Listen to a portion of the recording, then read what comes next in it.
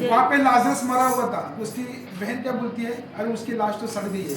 यीशु क्या बोलते हैं, जीवन और पुनरुत्थान। आमीन। हम मरेंगे नहीं, यस, हम कभी नहीं मरेंगे। हमारा दूसरा जीवन है, और वो दूसरा जीवन कौन सा है, अनंत काल का जीवन। यीशु इसलिए क्या बोलते हैं, ध्यान से मैं बोलना चाहता हूँ। जब यीशु मसीह यूहन्ना 20 में 6 और 7 में इस प्रकार से लिखता है कि जब मगदली मरियम ने जाकर एक खबर सुनाया कि यीशु जिंदा हो उठा है, और जब भागकर बाइबल बताती जो यीशु का प्रिय शिष्य था, नाम नहीं है, अगर ये बात बताया कि यीशु जीवित है, तो उसका प्रिय शिष्य और कैफा वो दोनों भाग कर गए। सबसे पहले भागकर गया शिष्य, कौन, जो उसका प्रिय था। वो जाकर देखा, अरे कब्र में तो यीशु नहीं है। तो पतरस अंदर गया। ध्यान से सुनो, मैं कुछ बोलना चाहता हूँ, ये रिवेलेशन है। जब पतरस अंदर गया, बाइबल ऐसा बताती है, जो कब्र के कपड़े वैसे ही थी, जो अंगोछा, जो उसका अंगोछा था, वो लपेट कर कब्र के उस कपड़े के पास रखा है। लपेट के क्यों रखा? क्योंकि इजराइलियों में ये प्रथा थी। ध्यान से सुनो, इजराइलियों में प्रथा थी, जब कभी भी वे लोग खाने के लिए बैठते थे तो प्लेट के साथ में एक अंगोछा, उसको कहते हैं अंगोछा, वो लपेट कर उनको दिए करते थे। और सबके प्लेट के बाजू में एक एक अंगोछा ऐसा रखा जाता था।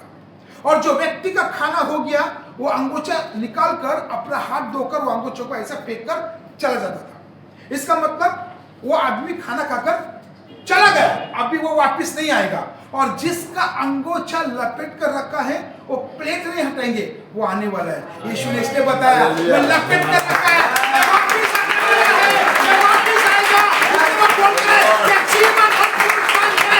उसका वायदा है, वो वापस आएगा। हम सब वापस साथ ले जाएगा। हम मरने के लोग नहीं है, हम अनंत काल के जीवन के लोग हैं। कोई नहीं करेंगे, कोई बात नहीं करेगा, कोई रोक नहीं करेगा, कोई शैतान हमें काम नहीं कर सकता, क्योंकि हमारे अंदर यीशु है। क्योंकि हमारे अंदर यीशु है। ये वही यीशु है। अंगोछा कौन सा अंगोछा था?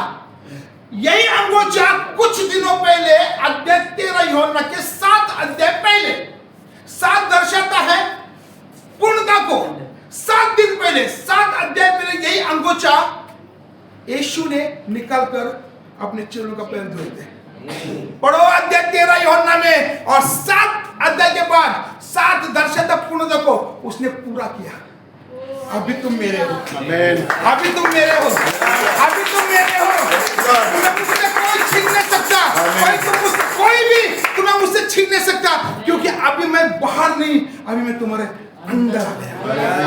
जो अंदर है वो हमारे पापों से हमें मुक्त करना सिखाता है। जो हमारे अंदर है वो हमको हमारे भविष्य के बारे में बताता है। जो अंदर है वो हमें कर से दूर करता है। जो अंदर है रोग से दूर करता है। जो अंदर है वो छुटकारे को लेकर आता है। वही यीशु कहता है कि आज पुनरुत्थान में मैं हर एक के अंदर आ गया हूँ। उसका वचन कहता है कि मैं द्वार पे खड़ा हूँ, मैं खटखटाता हूँ, तुम खोलो, मैं भीतर आऊंगा, तुम मेरे साथ, और मैं तुझसे भोजन करेंगे। भोजन क्या है? जीवन की रोटी, वो है यीशु मसीह।